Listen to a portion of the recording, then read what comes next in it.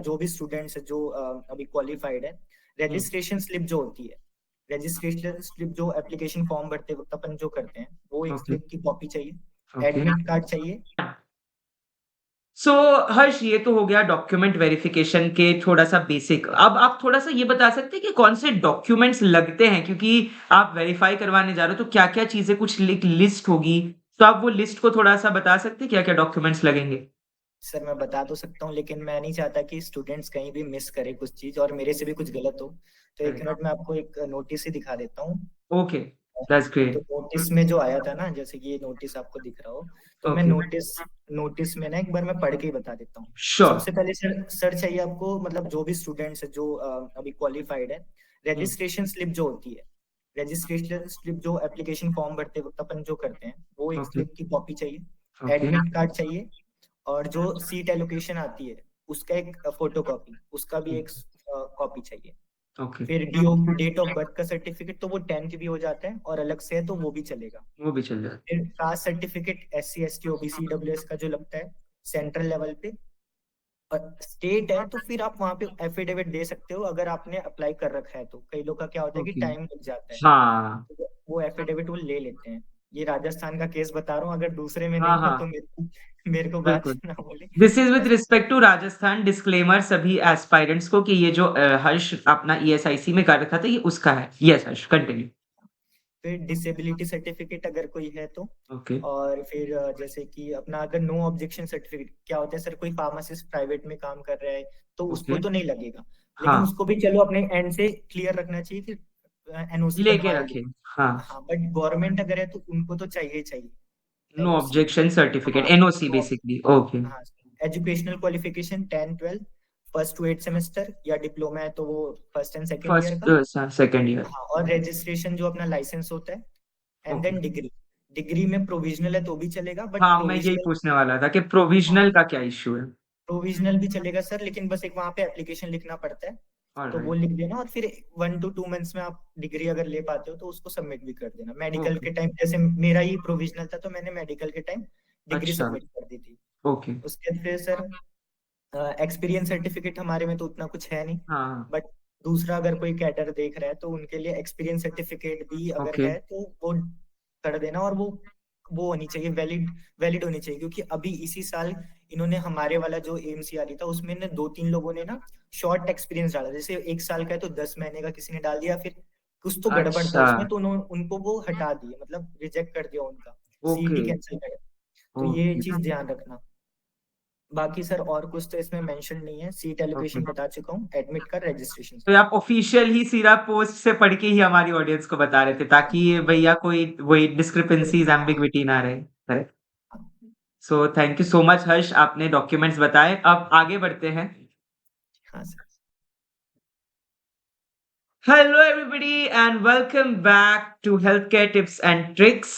आज हमारे साथ एक बहुत ही स्पेशल गेस्ट है, क्योंकि बहुत सारे स्टूडेंट्स का ये डाउट था कि सर हमारा एम्स और ईएसआईसी का रिजल्ट आया है, व्हाट्स नेक्स्ट।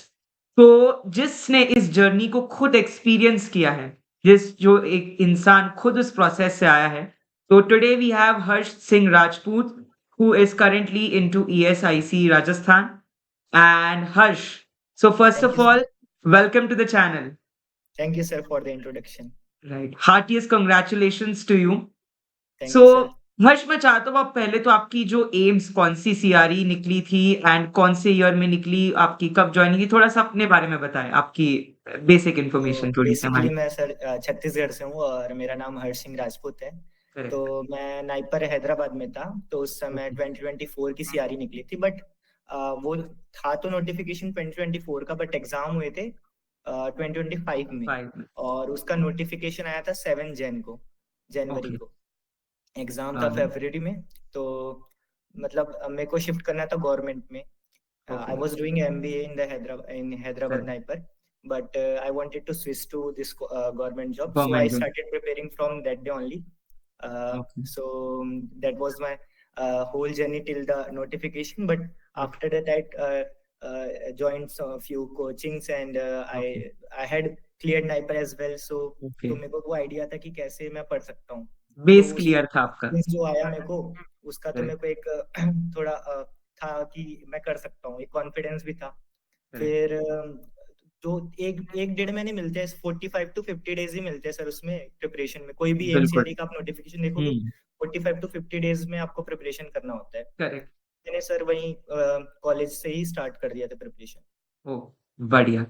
तो अब हर्ष जिस दिन रिज़ल्ट आया वो मोमेंट कैसा था जब आपने आपका रिज़ल्ट देखा और आपने चीज़ें देखी कि भाई मेरा क्वालीफाई हो गया और प्रोविज़नल लिस्ट जब सीट एलोकेट हुई आपको, वो मोमेंट के बारे में थोड़ा-सा बताइए? वो मोमेंट तो सर बहुत अच्छा था, लेकिन जैसा कि बोलते हैं ना कि जब आपके हाथ में एक तरफ तो एक नाइपर हैदराबाद का मेरे पास था ही, और दूसरा ये था, तो हाँ। मेरे लिए बिट मतलब अगर मैं फ्रेशर होता बी फार्म के बाद तो बहुत ज्यादा खुशी होती, बट मेरे पास उस हुँ, दिन के लिए मैं थोड़ा डाउटफुल था कि क्या चूज करूं मैं। खुशी करेक्ट। तो थी, बहुत खुशी थी मेरे को कि गवर्नमेंट जॉब करना, क्योंकि कंपटीशन बहुत होता है इसमें। सपना होता है लोगों का गवर्नमेंट हाँ, नौकरी सपना होता है। सरकारी। बट मैं हुँ, उस दिन कंफ्यूज हो गया कि यार अब मिल तो गया, लेकिन अब मैं चूज किसको करूं करके। तो करेक्ट, बहुत खुशी बस तो हुई थी, और पेरेंट्स सबसे ज्यादा खुश थे। पेरेंट्स को बिल्कुल। तो चाहिए गवर्नमेंट जॉब, कि हर सर पेरेंट ये हम चाहता है कि गवर्नमेंट जॉब में अपना मेरे उससे खुद के हमारी खुशी पेरेंट्स भी होगी। यही चाहते थे। हाँ, ओके, बढ़िया। सो हर्ष चलो अब रिजल्ट तो आ गया एंड प्रोविजनल लग गई। स्टूडेंट्स का यही डाउट है कि कल ही आपने देखा होगा जो एमसीआरई 3 थी उसका सीट एलोकेशन आया है एंड कुछ किसी को गोरखपुर, किसी को राजस्थान, किसी को नॉर्थ ईस्ट हर जगह के ईएसआई एम्स वगैरह लग गए हैं। तो हर्ष एक बार आपका आ जाता है प्रोविज़नल उसके सीट एलोकेशन कितने टाइम बाद एप्रोक्सिमेटली डॉक्यूमेंट वेरिफिकेशन होता है कोई आइडिया? टेंटेटिव जैसे सर आपका लगभग कितने टाइम लगभग ये डिपेंड तो करता है उनके ऊपर ही, बट मेरे ओके, टाइम पे तो लगभग लगभग 1 महीने के अंदर आ गया था। 1 मंथ ओके। हाँ, अंदर ही और अंदर आ एक गया और था। डाउट है कि क्या सारे एम्स ईएसआईसी का इकट्ठा आता है या हर एक ईएसआईसी एम्स जैसे जम्मू कभी अपना करेगा या अपना इंडिपेंडेंट एम्स का होता है? इंडिपेंडेंट होता है सर ये सब। जैसे ओके, कि हाँ, इंडिपेंडेंट होता है, डीवी के लिए जो बुलाना होता है इनको। करेक्ट। और जैसे कि असम में सर मैंने देखा था कि उनका ज्वाइनिंग भी हो रखा था और हमारा डीवी ही नहीं हुआ था, ऐसा भी हो चुका था। अच्छा, और हाँ, तो ये डिपेंड करता है मतलब जैसे कि जो भी रीजनल ऑफिस होते हैं ईएसआईसी के या एम्स की, उन पे करेक्ट, डिपेंड करता है। और सर जैसे कि डीवी आपको बुलाया जाएगा, तो फिर उसमें जो लिस्ट ऑफ डॉक्यूमेंट्स है मेंशन रहते हैं नोटिस में, ईमेल के थ्रू आपको आएगा। और आपको कोई करेक्ट। भी कंफ्यूजन तो नहीं रहेगा, क्योंकि वो एकदम क्लियरली मेंशन किया हुँ, रहता है कि आपको क्या चाहिए। करेक्ट। सो हर्ष सपोज़ अब आपने कहा आपका 1 मंथ में डीवी ऑलमोस्ट हुआ था, तो आप गए डॉक्यूमेंट वेरिफिकेशन के दिन, स्ट्रेस था, एंग्ज़ायटी थी क्योंकि सभी को एक होता है कि मेरे डॉक्यूमेंट सही है या मेरा सर्टिफ़िकेट कास्ट सर्टिफ़िकेट वग़ैरह एक्सेप्ट होगा। तो थोड़ा-सा उस दिन के बारे में बताइए जब आप डीवी के लिए आपका व्लॉग तो हम सभी ने देखा ही था। अगर आप लोग देखना चाहेंगे तो आप इसके चैनल पे जाके वो भी देख लीजिएगा ऑडियंस इनका जो डे था। बट आप थोड़ा-सा उस डे के बारे में बताइए कि कैसा रहा आपका वो दिन जिस दिन सर डीवी वो था? नर्वसनेस तो रहेगा ही ऑब्वियसली, क्योंकि करेक्ट, ये फर्स्ट टाइम रहता है। बट बिल्कुल। मैं प्रिपेयर्ड था, बिकॉज वो लिस्ट ऑफ डॉक्यूमेंट्स होते हैं ना, वो हुँ, आपको सही रखने हैं। अगर वो सही है, फिर आपको एक अंदर से कॉन्फिडेंस आ ही जाता है।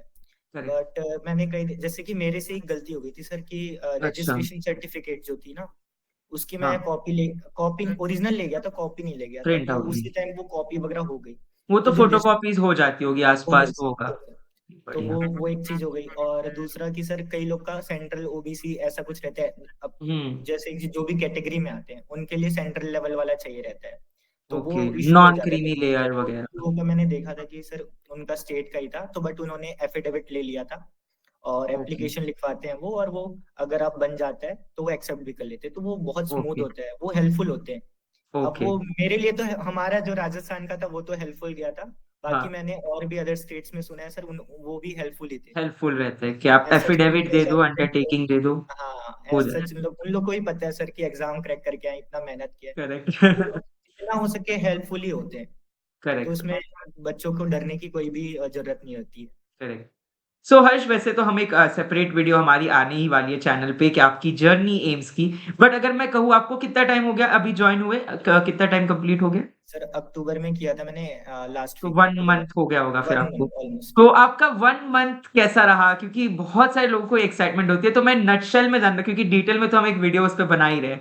बट नटशेल में अगर मैं कहूँ कि 1 महीना आपने जो डिसीजन लिया, क्योंकि बहुत बड़ी बात होती है प्राइम नाइपर्स जिसकी एनआईआरएफ 1-2 में होती है with a top branch of pharmaceutical management वो छोड़कर या उसके मतलब बैलेंस देखना कि आपको क्या चूज़ करना है। तो क्या कैसा रहा आपका ये जर्नी जब आपने ईएसआईसी जॉइन किया? थोड़ा-सा उसके बारे में बताइए।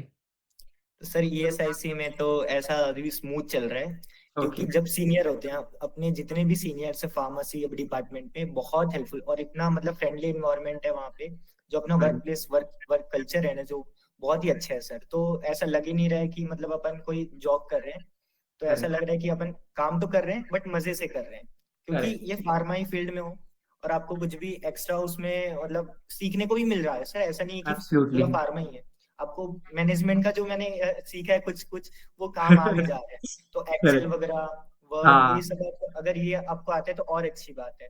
और सर हमें हाँ, सिखा भी रहे हैं। तो अभी तो 1 महीना हुआ है सर, अभी तो बहुत मजा आ रहा है। ऑलराइट। और आगे भी होपफुली ऐसा ही चलते रहे। होपफुली वही बढ़िया हो। तो अब Harsh before we end this video बहुत सारे एस्पायरेंट्स एम्स और उस ईएसआईसी के जिपमर में भी अब तो ख़ैर वो जॉइन मर्ज हो गया था। तो बहुत सारे लोग देख रहे हैं ये वीडियो आपको। उनके लिए कोई उन क्योंकि उनको दिल में धक-धक है वेरिफिकेशन के लिए, तो आप उनको कुछ ऐसा वाइज़ विज़डम वाले वर्ड्स या कुछ आपकी तरफ से एडवाइस सजेशन देना चाहेंगे कि क्योंकि आप उस प्रोसेस से जा चुके हैं। तो आप थोड़ा-सा उनको अगर एडवाइस दें तो वो क्या होगा? एडवाइस यही रहेगी, ट्राई टू मतलब जितना भी कॉपी कॉपी तो रखना ही है। मतलब जो फोटो कॉपीज है जो भी मंगा रहे हैं, वो आपके करेक्ट, डॉक्यूमेंट्स जो आपको ईमेल में मेंशन होंगे वो तो आपको रखने ही रखने हैं। बट उनके बिल्कुल, कॉपीज भी रख लेना, फोटोग्राफ्स भी आपको 10 रख लेने हैं। कुछ ना करेक्ट, कुछ हो ही जाता है, वैसे तो वो 4-5 से ज्यादा यूज नहीं होंगे, बट 10 रख लो। तो जो भी हो कॉपीज तो करेक्ट, 2 to 3 कॉपीज रखनी है आपको। और दूसरा दूसरा कि आपको पैनिक नहीं होना है। वैसे तो वो एकदम हाँ। चिल होते हैं वैसे, जो भी वहाँ पे करेक्ट, इन्विजिलेटर होते हैं, डीवी जो कराते हैं, वो आपको बहुत करेक्ट, ही मतलब प्यार से समझाएंगे और कुछ भी होगा इजी होता है। वैसे आपको जैसे कि हमारे केस में क्या हुआ था सर, हम 1 बजे गए थे, 1 बजे ओके, एंट्री थी हमारी। हुँ, और उससे पहले भी हमारे दूसरे पोस्ट का डीवी चल रहा था। तो हमने ओके, वहां पे बैठे थे, फिर 1 घंटे बाद हमारा स्टार्ट हुआ और वो लगभग लगभग 2-3 घंटे में वो समाप्त हो गया था। तो बहुत करेक्ट, ही अच्छा था, स्मूथ था। तो ऐसे डरने वाली तो कोई बात ही कोई नहीं है। बात और नहीं है, हाँ हाँ ओके। सर। अच्छा और एक और बड़ा सवाल जो मैं पूछना ही भूल गया कि सर डीवी तो हो जाता है, मुझे एक कल ही ये मेरे क्वेरी आई थी यूट्यूब पे, सर डीवी के बाद कितने टाइम में जॉइनिंग होती है? तो आपकी डीवी के बाद कितने अप्रॉक्सिमेट अगर आपको याद हो कब जॉइनिंग हुई थी? क्योंकि वो तो इंडिपेंडेंट एम्स पे इसमें डिपेंड है थोड़ा बट सर आपकी ये डिपेंड करता है। फिर से मैं बोलूंगा, ये ऑटोनोमस मतलब वर्क करते यस, हैं रीजनली। तो जैसे करेक्ट, असम का मैंने बोला था कि डीवी और फिर ज्वाइनिंग हो गई थी। काफ़ी तो जल्दी हो अभी गई इसमें थी, एक हाँ। प्रोसेस और आएगा सर। इन लोग ना जिस दिन डीवी होगा उसी दिन एक प्रेफरेंस लिस्ट भरवाते हैं कि आपको अच्छा, कौन सा ईएसआईसी चाहिए उस स्टेट का। जैसे कि राजस्थान में अभी ईएसआईसी उदयपुर, कोटा, जयपुर और अलवर, अलवर, भिवाड़ी। हाँ, हाँ। हाँ, भिवाड़ी एंड बीकानेर, ये सब हैं। तो तो आपको आप वो कहाँ लिस्ट, पे हो? आप अभी मैं अलवर में हूँ सर, अलवर में, ईएसआईसी। हाँ, ओके, मेडिकल कॉलेज है वो। तो ओके, उसमें उसमें आपको प्रेफरेंस भर देना है। वो 3 करेक्ट, प्रेफरेंस भरने देंगे आपको। जहां जहां पोस्ट होगी वहां पे आपको 3 प्रेफरेंस भर लेना है। तो ये ओके, उसी दिन का हो जाता है, डीवी जिस दिन आपका हुआ उसी दिन हो गया। फिर करेक्ट, उसके बाद इन लोग लाएंगे मेडिकल के लिए, मेडिकल के लिए बुलाएंगे। वो भी 1 महीने करेक्ट, में आपको मेडिकल के लिए बुला लेंगे।